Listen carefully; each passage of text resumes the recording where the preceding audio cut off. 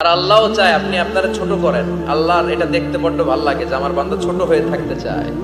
মান তাওয়াদা তারাফা, যে নিচে নামতেছে আল্লাহ টাইনা উঠায়, আর যে উঠতেছে আল্লাহ থাপ্পড় মেরে নিচে নামায়। কথা কন। মুসা আলাইহিস সালাম, সহিহ বুখারীর বর্ণনা, বনি ইসরাইলের লোকদের মাঝে ওয়াজ করতেছিলেন, এরকম নসিহত করছিলেন।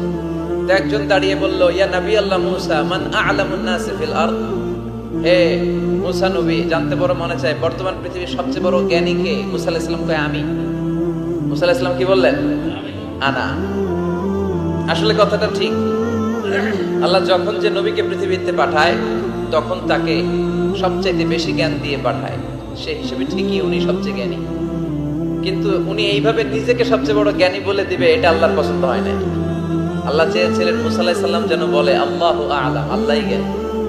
সুবহানাল্লাহ কইবেন না? কিন্তু তা না করে উনি কি করলেন? যখন বলল সবচেয়ে বড় জ্ঞানী কে, উনি হুট করে কি বলে ফেললেন? আনা, আমি। আল্লাহ এটা পছন্দ করেনি। আল্লাহ ডেকে বললেন, মুসা ইউ আর অ্যাবসলিউটলি রং, তুমি ভুল করেছো, তুমি সবচেয়ে জ্ঞানী নও, তোমার চেয়ে বড় জ্ঞানী আছে। সুবহানাল্লাহ পড়েন। তার মানে জানার কোনো শেষ নাই, জাননেওয়ালার উপর জাননেওয়ালা আছে। আর সবচেয়ে বড় জাননেওয়ালা কে? মুসা আলাইহিস সালাম রে আল্লাহ বললেন, মুসা তোমার চেয়ে বড় জ্ঞানী আছে, তার নাম হচ্ছে খদির। কি নাম?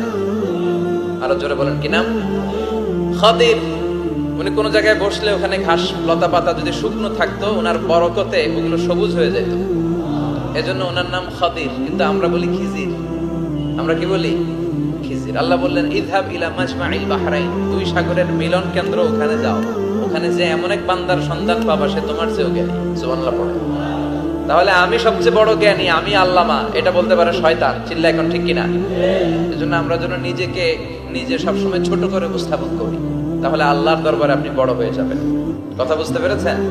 আল্লাহ আমাদের সবাইকে কথাগুলো বুঝার আমল করার তৌফিক দান করুক। আমরা পড়ি আমিন।